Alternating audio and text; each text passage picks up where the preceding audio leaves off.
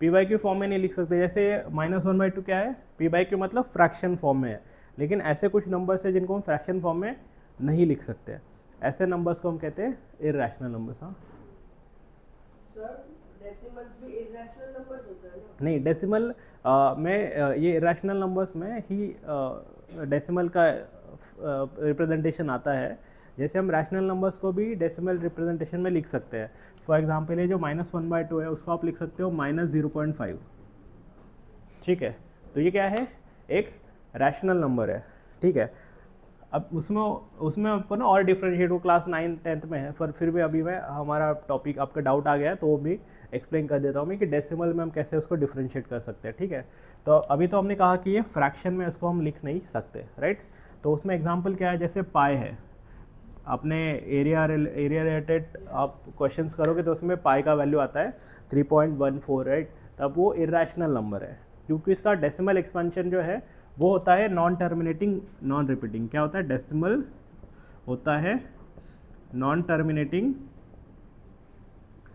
Non repeating. अब ये शायद आपको वर्ड समझ में नहीं आया होगा, ठीक है ना, ये आपने पहले बार सुना है तो आपको समझ में नहीं आया होगा। नॉन टर्मिनेटिंग और नॉन रिपीटिंग का मतलब क्या होता है। एग्जांपल लेते हैं, अगर आप 3 को 2 से डिवाइड करो और 2 को 3 से डिवाइड करो, आंसर क्या आता है देखते हैं।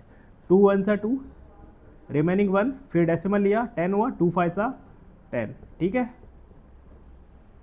राइट। तो यहाँ पे आप देखोगे, यहाँ पे जो रिमाइंडर है अल्टीमेटली क्या हो गया, 0 हो गया। दैट इज, इसको हम कहते हैं रिमाइंडर टर्मिनेट हो गया।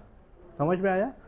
अब इसमें देखते हैं, 3 0 तो 0 माइनस देन 20, यहाँ पे डेसिमल 3 6 18, 2, फिर से 3 6 18। ये रिमाइंडर टर्मिनेट हो रहा है, नहीं हो रहा है, ये क्या है, नॉन टर्मिनेटिंग। बट क्या हो रहा है, रिपीट हो रहा है। तो इसमें जो नंबर्स आते हैं ना रैशनल में, ये रैशनल में 2 टाइप का डेसिमल आता है। एक होता है टर्मिनेटिंग और दूसरा होता है नॉन टर्मिनेटिंग बट रिपीटिंग। मतलब टर्मिनेट तो नहीं हो रहा है लेकिन क्या हो रहा है, रिपीट हो रहा है। तो ये दोनों क्या है, रैशनल नंबर्स है। मतलब 3/2 को आप 1.5 लिखोगे तो वो भी रैशनल नंबर है, और 2/3 ये भी रैशनल नंबर है क्योंकि हम उसको लिख सकते हैं 0.6 रिकरिंग। ये जो ओवर बार है उसको कहते हैं रिकरिंग हो रहा है, मतलब 6 रिपीट हो रहा है। तो ये दोनों किसके एग्जाम्पल है, रैशनल नंबर्स के। ठीक है, ये किस में आता है, ये टर्मिनेटिंग में आता है और ये नॉन टर्मिनेटिंग में आता है। फिर आप यहाँ पे ध्यान दो, अब इरेशनल नंबर्स क्या है, ऐसे नंबर्स जो कि नॉन टर्मिनेटिंग है, मतलब टर्मिनेट भी नहीं हो रहे और रिपीट भी नहीं हो रहे।